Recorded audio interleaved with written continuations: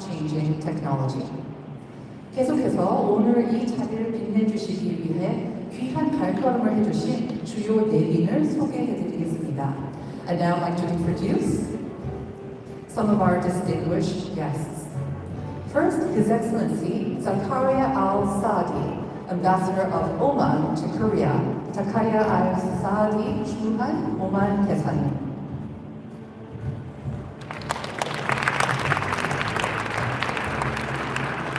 고은정 경기도의회 경제노동위원회 위원장, 은정호 Chair of Gyeonggi Provincial Assembly's Economy and Labor Committee, 신홍순 경기도의회 미래과학협력위원회 부위원장, 홍순신 Vice Chair of Gyeonggi Provincial Assembly's Future Science Cooperation Committee, William Schmidt-Huber, Professor at King Abdullah University of Science and Technology, or KAUST, Saudi Arabia.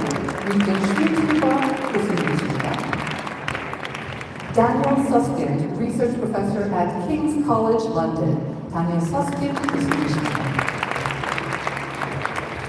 Christine Jenwei Chung, Global Director, Digital Vice Presidency at the World Bank. Christine Jenwei Chung, 글로벌 스테이터님 함께해 주셨습니다. 마지막으로 김동연 경기도지사님 자리에 함께해 주셨습니다. And last but not least, Governor of Gyeonggi Province Kim. 다시 한번 경기국제포럼을 위해 참석해 주신 내빈들께 다시 한번 큰 박수 부탁드립니다. 이제 2025 경기국제포럼의 개회사를 청해 듣겠습니다. 김동연 경기도지사님을 큰 박수로 맞이해 주시기 바랍니다. We'll now hear opening remarks from Governor 동연 Kim.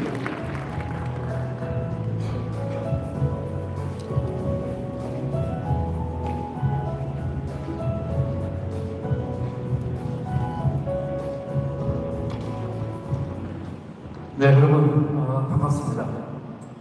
대한민국 혁신의 시작 기회수도 경기도에 오신 것을 환영합니다.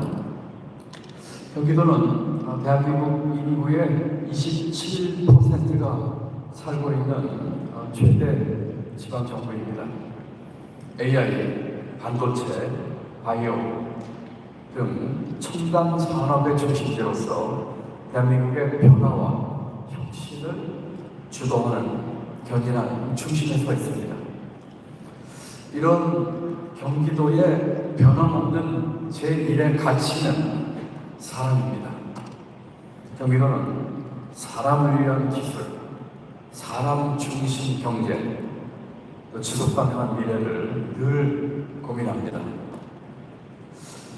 이 고민의 해답을 찾는 경기국제포럼 올해의 주제는 작년에 사람 중심 경제, 휴머노믹스에 이어서 사람 중심 대전환, 휴먼 센터 트랜스포메이션입니다.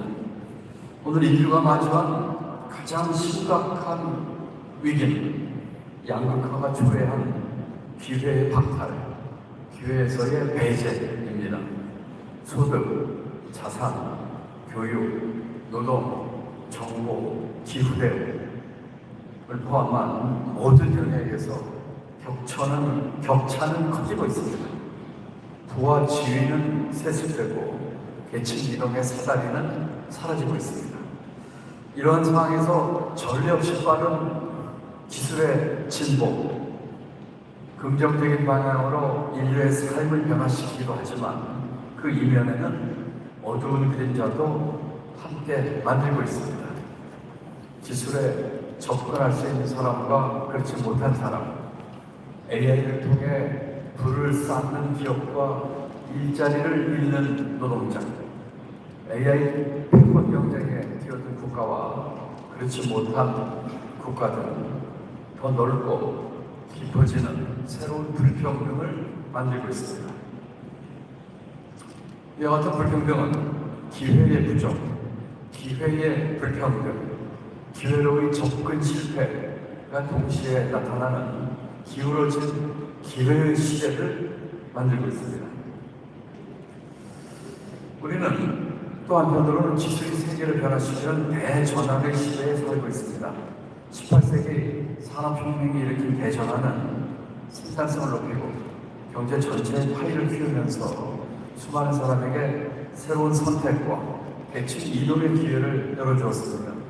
그리고 지금 AI 기술혁명 역시 대전환을 일으키고 있습니다. 생성형 인공지능은 다양한 분야에서 생산성을 빠르게 높이고 있고 산업과 사회 전반을 재편하고 있습니다. 인류의 삶을 바꾸는 거대한 전환 앞에서 우리의 과제는 분명합니다. 기술 혁신만이 아니고 기회의 혁신, 좀 더 평등하고 정의롭고 함께 잘 사는 세상을 여는 혁신이 필요합니다. 저는 그 혁신의 열쇠가 바로 사람 중심 대전환이라고 믿습니다. 경기도는 그동안 사람 중심 대전환의 길을 차근차근 열어왔습니다. 지방정부 최초로 AI국을 신설했고 사회적 약자를 위해 진보된 기술을 가장 먼저 적용했습니다.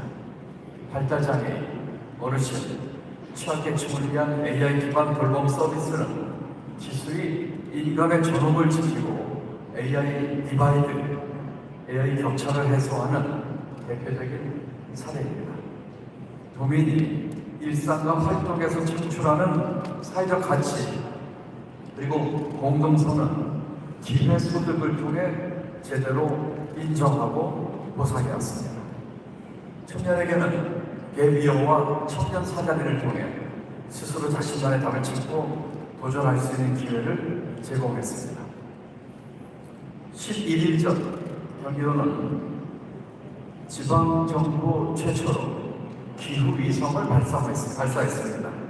첨단 기술의 정밀한 데이터를 통해 기후위기에 대응하고 기후 격차를 줄임으로써 취약계층을 포함해서 우리 도민 여러분들이 기후위기에 대응하도록 하기 위해서 노력하고 있습니다. 기회는 개인이 노력해서 획득하는 자원을 넘어 공동체가 함께 설계하고 나누는 공공재가 되어야 합니다. 이를 위해 경기도는 중요한 정책 결정 과정인 우리 도민에게 직접 참여할 수 있는 기회를 드리기 위해 노력해왔습니다. 기후위기 대응을 위해 도민이 직접 정책을 만드는 기후도민총회를 만들었습니다. 그 랜덤으로 200여 명의 도민을 나이와 성별과 지역에 따라 뽑아서 자유로운 토론을 만들었고 그 속에서 기후위기 대응을 위한 정책을 만들도록 했고 얼마 전에 20개의 정책 제안을 해주기로 하셨습니다. 또한 168만 도민이 사용하고 있는 기후행동 기회소득 앱은 우리 도민께서 기후위기에 직접 참여함으로써 기후위기 대응에 앞장서가 동시에 기회소득이라고 하는 인감을 드리는 그런 제도도 함께 시행하고 있습니다. 아까 화면에도 보셨지만 경기도 곳곳에 만들어진 에너지 기회소득 마을은 우리 도민 스스로가 지속 가능한 성장을 이루는 기회의 장이 되고 있습니다. 참석하신 존경하는 내외국민 여러분, 그리고 1420만 경기도민 여러분, 기술 발전은 거스를 수 없는 시대의 흐름입니다. 기술 발전을 멈추거나 막을 수는 없지만 그 기술이 만들어낼 미래는 우리의 힘으로 얼마든지 바꿀 수 있습니다. 지금의 대전환기를 사람 중심 대전환이 되도록 만들어서 불평등과 격차를 줄이고 기회를 확대하고 보다 고른 기회가 주어지게 만드는 지속 가능한 성장을 이뤄낼 수 있습니다. 이번 2025 경기국제포럼이 소외된 이들을 포용하는 미래기술, 사회적 연대와 통합을 만들어내는 새로운 경제 구조, 불평등을 극복하기 위한 국제사회의 협력 방안을 논의하면서 사람 중심 대전환의 이정표가 되기를 기대합니다. 함께 맞선 잡고 사람 사는 세상 더불어 사는 공동체를 향해 흔들림 없이 나아갑시다. First Mover 경기도가 그 선두에 단단하게 서겠습니다. 감사합니다. 감사합니다. 임종현 경기도지사의 계획사였습니다. 여러분 큰 박수 부탁드립니다. Thank you very much, Governor 홍현 Kim, for those opening remarks. 다음으로는 경기국제포럼의 개최 축하 말씀을 듣는 시간입니다. 먼저 인공지능 알파고를 상대로 유일한 승리를 거둔 세계적인 과학기사이자 현재 울산과학기술원 특임교수로 활동하고 계신 이세돌 교수님의 축하 영상을 함께 보시겠습니다. Next, we have congratulatory messages. The first is from Sedor Lee, the globally renowned Go player who achieved the only human win against AlphaGo. 안녕하세요. 반갑습니다. 이세돌입니다. 이제 정말 꽤 된 것 같습니다. 2020년 인공지능과 기술을 통해 저는 인간과 기술의 관계에서 깊이 고민하고 생각하게 되었습니다.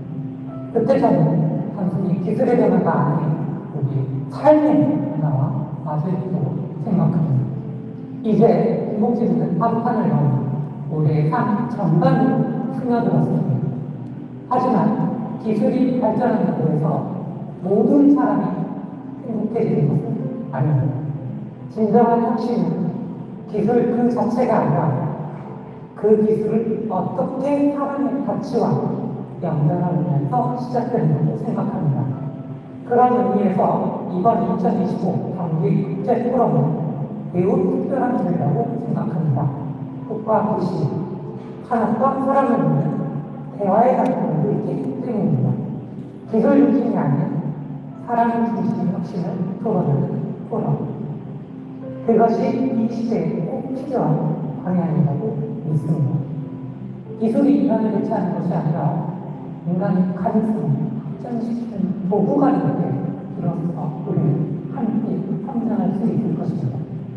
사람과 기술, 확신과 지속 가능성, 이 모든 것을 균형을 찾기 위한 그 연대, 경기도와 세계가 함께하길 바랍니다. 저 이들을 그 예정을 진심으로 응원하겠습니다. 감사합니다. 네, 이세돌 교수님 감사합니다. 다음은 국가대표 사이클리스트로서 도전과 혁신의 상징이 되어온 전북장애인체육회 소속 박찬종 선수님의 축사입니다. 큰 시련 속에서도 자전거 위로 다시 올라 국가대표가 된 그의 여정은 많은 이들에게 회복과 도전의 힘을 보여주고 있습니다.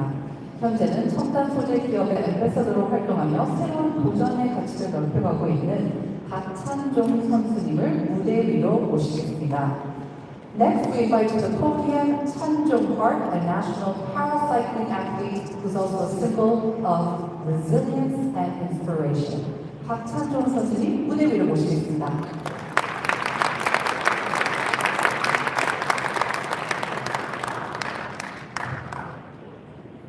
네, 여러분 안녕하세요. 장애인 사이클 국가대표 박찬종입니다.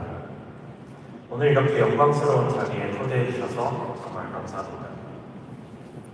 사이클 선수인 제가 왜 이 자리에 초대되었는지 곰곰이 생각해봤습니다. 아마 제가 착용하고 있는 이 의족 덕분이 아닐까 싶습니다.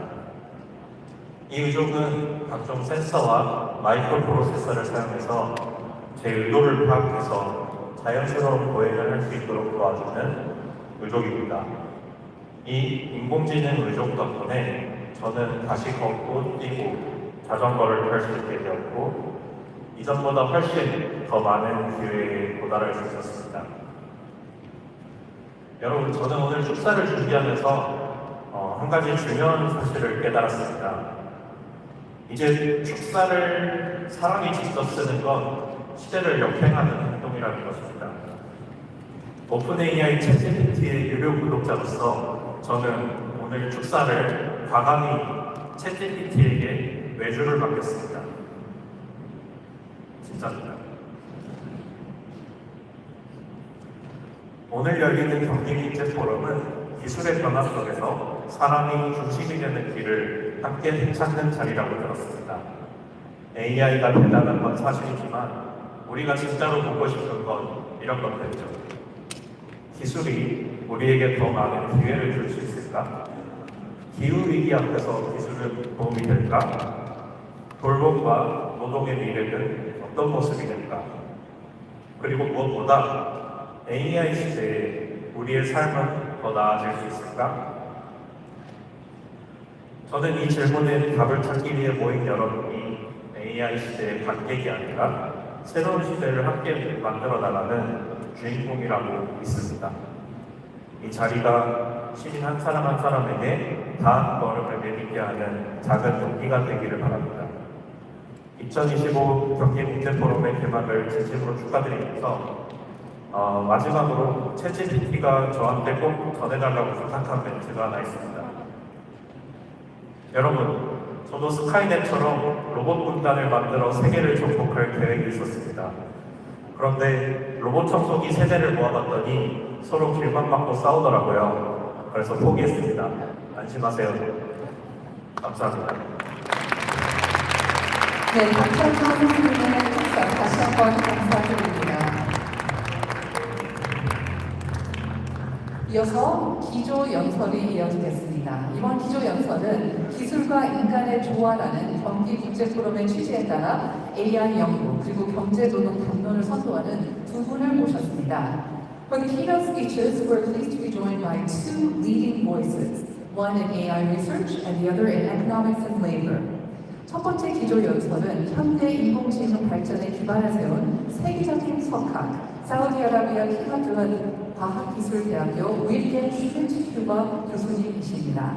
교수님은 현대 AI의 아버지라 불리며 생성형 AI의 핵심 기반을 마련한 세계적인 권위자이십니다. 교수님께서 모두를 위한 AI, 사회적 취약계층을 포용하는 인공지능이라는 주제로 포용적인 미래 사회를 위한 AI의 미래에 대해 이야기해 주실 예정입니다. Our first speaker is Professor Jürgen Schmidt-Huber of KAUST, widely known as the father of modern AI due to his pioneering work that laid the foundation for today's generative AI. Today he'll be speaking on AI for all, artificial intelligence embraces socially vulnerable groups. 그럼 윌겐 슈미츠버 교수님을 큰 박수로 맞아주시기 바랍니다. Please welcome Professor Jürgen Schmidt-Huber.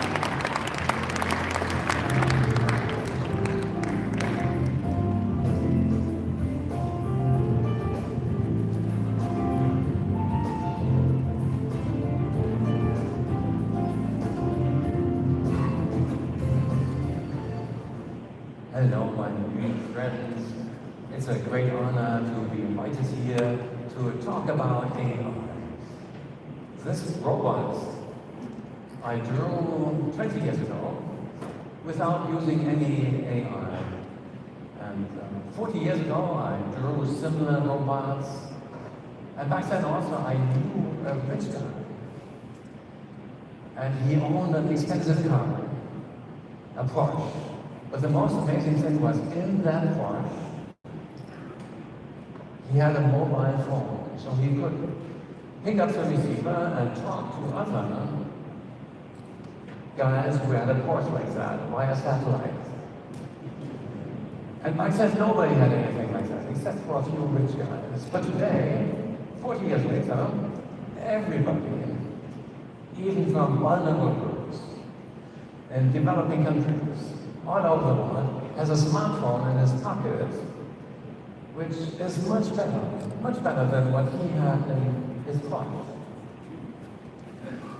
And it's going to be the same thing with AI. AI is going to be for everybody. It's not going to be just for a few big companies. No, it's AI for all, which happens to be the motto of our company, which we founded in 2014. AI for all. Why is it going to happen? Because every 5 years, computers getting 10 times cheaper. Which means that within 10 years, it's getting 100 times cheaper. And within 30 years, it's getting 1,000,000 times cheaper. So, 30 years from now, everything that we consider impressive today is going to look trivial in hindsight. And everybody is going to have lots of AIs working for him or her and making human lives longer and healthier and easier. And it's already happening. At the moment, it looks as if AI is expensive because you have read that in 2025 and 2026, people will spend something like $1 trillion on AI data centers and AI infrastructure. And that looks very impressive and expensive, doesn't it? But if it's true that every 5 years computers get 10 times cheaper, then within 5 years somebody is going to lose $950 billion. And at the moment there's no business model to recuperate these losses. So don't get carried away. Don't spend too much money on stuff where it's not clear whether you can get it back. Nevertheless, the old trend is going to continue, no matter what the big companies are doing. And all the stuff that is in person today will fit on little small computers. Not yet, but will be fitting on small computers soon. And then everybody will have cheap access to thousands of AIs working for him or her. Now, many people today think that AI is more or less what ChatGPT does and large language models. But it's not. It's not. True AI, general AI, requires much more than just a language model. However, I'm happy that ChatGPT is so successful because the G and the P and the T in ChatGPT, they actually go back to what we did around 1990, 1991 in our little lab in Munich with little funding back then. Just a few $100,000 of funding or something. And the T stands for an artificial neural network, which is called the transformer neural network. And back then, 35 years ago, when compute was maybe 10 million times more expensive than today, we had something which is now called the unnormalized linear transformer. Why is it called a linear transformer? Well, because it scales linearly. What does that mean? It means if you have 1,000 times more text, then you need 1,000 times more computers. The modern transformer of 2017 at Google, it's a quadratic transformer. So if you have 1,000 times more text, you need 1,000,000 times more computers. So the old stuff, the old kind of transformer is still of interest today because everybody wants to have more efficient ways of doing language processing and doing all the things that ChatGPT does. And then the G goes also back to something that we did back then, 1990. There is something that is called generative adversarial networks. And what is it about? It's something so simple that everybody understands it. Two networks, two artificial neural networks that are fighting each other. And one of them is generating actions, outputs, and the other one is looking at the outputs and is going to predict the consequences of these outputs. And then one of them is just learning to predict these consequences, so it's trying to minimize the errors between the consequences of the actions and what really happens in the real world. And it's minimizing the error. But the other one that is creating the outputs, it's fighting against the second one because it maximizes the same error that the second one is minimizing, such that it becomes better and better at creating outputs that still surprise the second one. And then the whole system gets better and better over time. And today this is used a lot for making deepfakes. And I'm sure you have seen all these deepfake images of things that look real, but they aren't really real. And then the P in the GPT, ChatGPT stands for pre-training. Another thing that we did in 1991 for deep neural networks. Back then, neural networks weren't deep, but we were able to make them really deep with these techniques called pre-training. And another thing that happened back then in 1991, the only pandemic year of the 20th century, was something which is now called learning through residual connections, and that led to this long short-term memory, which is now on your smartphones, has been on your smartphone since 2015 roughly, which is now the most cited AI of the previous century, but also the basis of the most cited AI of the current century. And deep learning, maybe you have heard about deep learning, it's all about deep neural networks that are, not shallow like the old neural networks that we had already in the 60s, but deep with many layers of units. And that was that was made possible to things that happened back then, 1991, especially also in the diploma thesis of my brilliant student, Seth Holbein, as the first author of the LSTM paper, which is now on your smartphone. Now, let me put all of that in a broader context. And when I'm talking about broader historic context, I mean all the time since the Big Bang. All the time since the Big Bang. And behind me on the slide, you see a complicated version of that, but I don't have time for that. Let me give you the short version. The short version goes like that. It takes the time since the Big Bang, 13.8 billion years, and we divide by 1,000. And we come out exactly 13 million years ago when something really important happened. The first hominids, our ancestors, came up. And everything that we are considering important as humans happened in these last 13 million years. Now we take the 13 million years and we divide by 1,000 again. And we come out 13,000 years ago when something really important happened. First civilization, first settlements, agriculture, domestication of the animals. And the world, as we know it, with civilization, everything started. And now we see that all of civilization history is just 1/1,000,000th of world history. It's just like a flash of world history. And the first guy who had agriculture 13,000 years ago was almost the same guy who had AI for the first time. Now you see the pattern. We divide again by 1,000, and we come out with a short time interval of 13 years or something like that. And I think in the near future we will have a short time interval starting, maybe in the next few years starting, which will take only 13 years. And again, within these 13 years, more things will happen, more subjective changes, more subjective changes than all the 13,000 years before, than all the 13 million years before. And what's that going to be? I think it's going to be AI in the physical world. At the moment, the only AI that is working well is the AI behind the screen on your desktop. The only AI that's working well is behind your screen for, summarizing documents, playing chess, playing Go. We saw Lee Sedol, and this reminded me, of course, that the company DeepMind, which built AlphaGo, that the first two guys at this company were from my lab. One of the co-founders, Sheng Lei, and the first employee, Dan Biestra.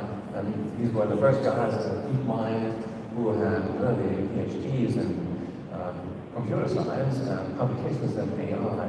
Now today, and DeepMind was sold in 2014, I think, for $600 million to Google before it was a unicorn. Today it's probably worth $600 billion or something like that, if you compare to the valuation of its competitor, OpenAI. All of that is contributing to this period which soon will maybe start, which is about physical AI in the real world, because the one thing that doesn't work well yet is robots in the real world, AI, true AI in the physical world. Yes, we have superhuman Go players and chess players and everything, but there is no robot, no AI-driven robot that can do what a plumber can do, or what a cappuccino monkey can do. There are many robot companies who are trying to make this possible, but at the moment we are far away. There is nothing as sophisticated as a human body. And once we have something that doesn't have to be super smart, a robot that isn't super smart, but just smart enough such that we can talk to it and we can make it learn to operate on the machines and tools that are currently operated by humans. Once we have that, then a new age will start, because such a robot can also make more of its own kind. Because it can make all the machines that you need to make more machines and more robot factories and more robots of itself, like itself. So that will be a new kind of life. I call it the ultimate scale machine, because for the first time you will have an automated society of machines that can make replicas of itself, but then also improve itself, of course, using all the concepts that are working well already in software. In machine learning, we have had self-improving systems for a long time, and this is going to translate into the physical world. And this is going to change everything. And suddenly it's not going to be important any longer how many people are in a particular nation, how many workers do you have there? No, because self-replicating machinery like that, it's not far from what we have already, is going to scale the economy from what we have now to something that is billions of times larger. Note that self-replicating machinery doesn't have to be limited to our biosphere. No, this will also work on the moon and on Mercury and in the rest of the solar system and beyond. So there are huge changes waiting to happen. Back then, in 1991, when we did much of these basic things, we couldn't do much with it because compute was so slow. But as I mentioned before, there is this overriding trend which happened, which started in 1941 when this guy built the first working general purpose computer in 1941, and he could do 1 operation per second, and 5 years later, for the same price, you could do 10 operations per second, and 30 years later, for the same price, you could do 1 million operations per second, and today you can do millions or billions of operations for the same price. And it's not going to stop anytime soon, because the physical limits are really far out. And by the 2010s, suddenly computers in form of GPUs by NVIDIA and other companies was good enough, was expensive, was inexpensive enough, was cheap enough, such that all of this could be rolled out on millions of smartphones all over the world. And it's also being used not only to do speech recognition on your smartphone and to do machine translation from one language to another. No, it's also being used for healthcare, for vulnerable groups and for not so vulnerable groups. Healthcare is now greatly affected by AI of this kind, which learns to help doctors, human doctors, in many, many ways that weren't possible just a few decades ago. Now, the big thing that is still missing, AI in the physical world, robots that are driven by AI that learn to operate all the tools and machines that humans are currently operating. Korea can really contribute a lot because Korea is a leading robot manufacturer and has, I think, the highest density of robots among all countries. At least until recently, this was true.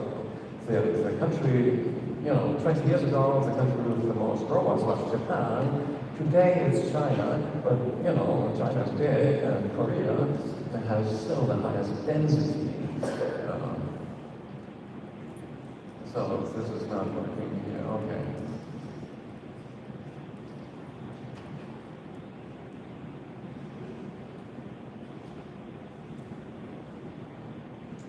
So we are close to this period that is going to probably start soon because we are already not so far away from learning robots where you can stand next to the robot and can say, okay, robot, let me show you something new. Let's assemble this smartphone. Look at the robot. Let's take the screwdriver and screw it in like this. Look here. and then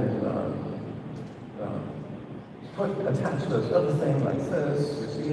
And first of all, it's going to fail, but very quickly it's going to learn to imitate what I'm doing, and then it's going to improve itself and do it 10 times faster, and then 100 times faster than I could ever do.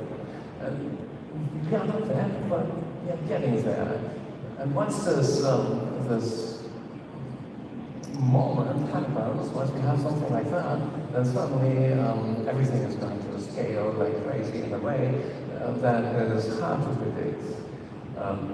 The great